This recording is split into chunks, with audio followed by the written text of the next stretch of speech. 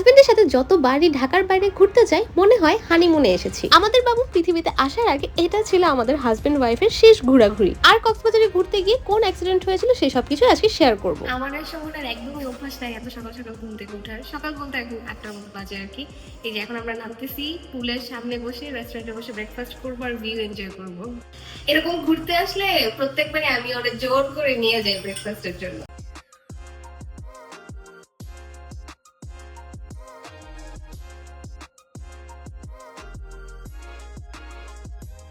আজকে এখানে ব্রেকফাস্ট হচ্ছে, আর আমি যখন আগে এসেছিলাম তখন হচ্ছে একদম পুলের সাথে যে রেস্টুরেন্টটা ওখানে হতো, এটার ভিউটা একটু বেশি সুন্দর। তো যাই হোক, আজকে হয়তো মানুষ কম দেখে এখানে পক্ষে 100টার মতো আইটেম আছে, কিন্তু সকালে তো আসলে এত কিছু খাওয়া হয় না। তো এখানে আমরা জাস্ট নুডলস, কিছু ভেজিটেবল আর জুস নিয়ে নিছি 3 রকমের।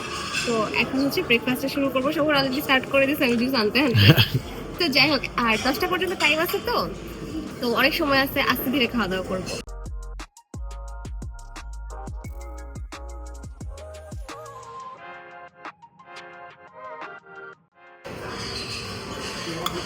এটা নিয়েছিলাম ইসের জন্য এক প্লেটে।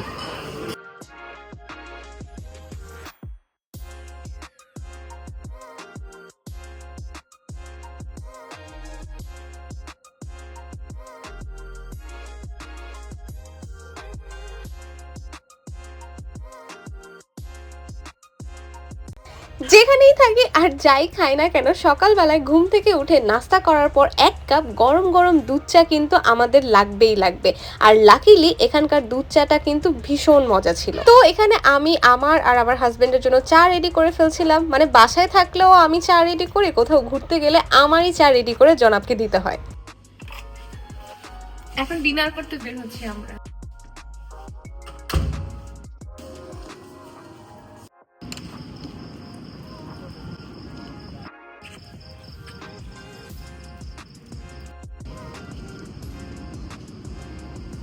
আমরা ডিনার করতে আসছি এখন। তো প্রথমে হচ্ছে খুব সুন্দর লেমন জুস ওয়েলকাম ড্রিঙ্কস হিসেবে দেওয়া হয়েছে। ব্যস্ততার কারণে এখন তেমন একটা বের হওয়া হয় না আমাদের, মানে ধরেন ডেট বলেন যাই বলেন, আমাদের এত ইয়াং এজে যদি এগুলো চলে যায় লাইফ থেকে তাহলে তো মানা যায়।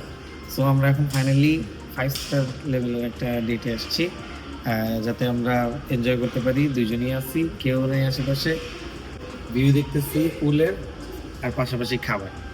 আর লামিসা ক্যামেরার পিছনে আছে, আমরা ওয়েট করতেছি খাবারের। আজকে ইটালিয়ান ফুড অর্ডার করা হয়েছে। লাজানিয়া। টেস্ট কেমন?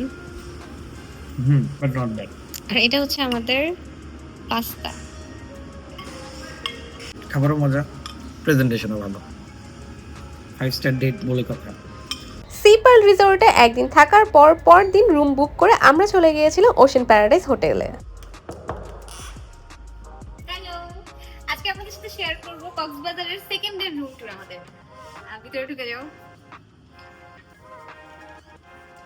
সবথেকে ভালো একটা পার্ট হচ্ছে আমাদের এই রুমের সাথে সি ভিউ সহ বারান্দা আছে। খুবই সুন্দর একটা রুম। নাইস। সিটা অনেক ছোট, এখান থেকে এতটুকু সি। হ্যাঁ, এটাই সি ভিউ আর কি, যতটুকু পাই যেটা ভাগ্যে ছিল আর কি। দেখ, সি তো দেখা যাইতেছে। কক্সবাজারে এসে যদি সি ভিউ রুমে না থাকে তাইলে আর কি লাভ। এই কারণে আমরা ওশেন প্যারাডাইসে আসছি আজকে। আর হচ্ছে এই এটা কমপ্লিমেন্টারি হিসেবে যা যা থাকা দরকার, এখানে টিভি আছে। আর এদিকে চলে আসো, ওর ফেভারিট স্ট্যান্ড কফি। এটা আমার আসলে এটা হচ্ছে কফি কর্নার, আমার সবথেকে পছন্দের। ঠিক আছে, আর ওয়াশরুমটা আমার সবচেয়ে বেশি পছন্দ হয়েছে। ওয়াশরুমটা বেশ বড়, বাথটাব আছে, সেই সাথে কিন্তু টয়লেট্রিজ, এখানে সবকিছু আছে, সাবান, শ্যাম্পু, হ্যান্ড ওয়াশ, লোশন সবকিছু। আমার ফেভারিট পার্ট হচ্ছে কিং সাইজ বেড। একটা হোটেলের বেডের উপরে কোনো কিছু নাই, বেড যতটা কমফোর্টেবল তাতেই বোঝা যায় হোটেলটা কত ভালো বা রিসর্টটা কত ভালো।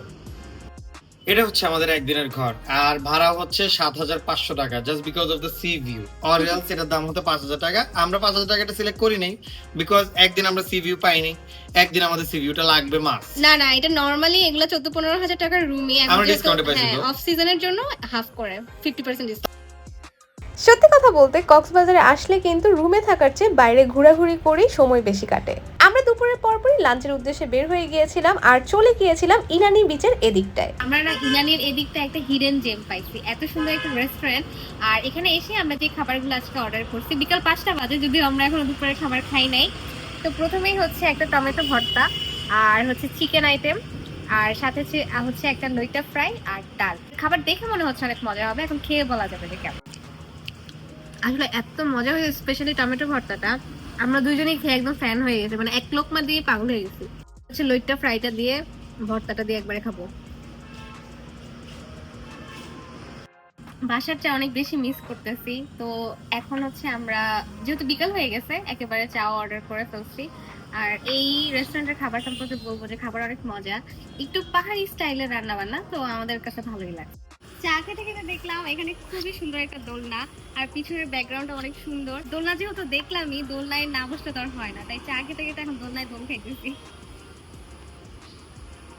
আচ্ছা, এরপরে রাতে আমরা চিন্তা করছিলাম যে কি খাওয়া যায়। তো শোভন বলল সমুদ্রের কাছাকাছি এসে যদি সামুদ্রিক মাছই না খাই সেটা কি হবে, তোমরাই বলো। আচ্ছা, এই ব্লগটা যেহেতু অনেক মাস আগে রেকর্ড করা, তাই রেস্টুরেন্টের নামটা আমি একদমই ভুলে গিয়েছি। তবে এই রেস্টুরেন্ট থেকে আমরা নিয়েছিলাম একটা অক্টোপাস আর বড় সাইজের একটা কোরাল ফিশ, আর সাথে নিয়েছিলাম 3 থেকে 4টার মতো পরোটা। আমার কাছে তো কোরাল ফিশটা দারুণ মজা লেগেছিল, আর আমার ইচ্ছা ছিল অক্টোপাসটা ফ্রাই করে খাওয়ার। তবে সেখানকার হোটেলের ভাইয়ারা বলল যে তাদের অক্টোপাস কারিটা নাকি বেশি মজা, তাই সেই কারিটাই নিয়েছিলাম। একটা অ্যাক্সিডেন্ট হয়ে গেছে, আমি মাত্র ওশেন প্যারাডাইসের একটা কার্ড হারিয়ে ফেলছি। না, আমাদের রুমেরটা অফ কোর্স। আর এটার জন্য আমাকে 500 টাকা ভর্তুকি দিতে হবে। এখন যদি পাইলাম, আই ডোন্ট থিংক পাবো, কজ এটা রাস্তায় হারাইছে। আর যদি পাই তাহলে 500 টাকা দেওয়া লাগবে না।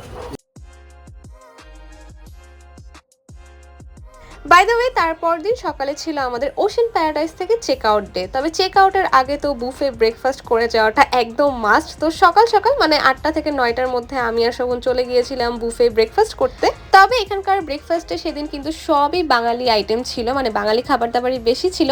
সি পার্লের মতো অত ভ্যারিয়েশন ছিল না। তো যাই হোক, আমরা কিন্তু এখানে ঝটপট করে ব্রেকফাস্টে সেরে নিয়েছিলাম, কারণ আজকে যেহেতু আমরা ঢাকায় ব্যাক করব, তাই রুমে গিয়ে লাগেজ গোছানোর একটা ব্যাপার ছিল।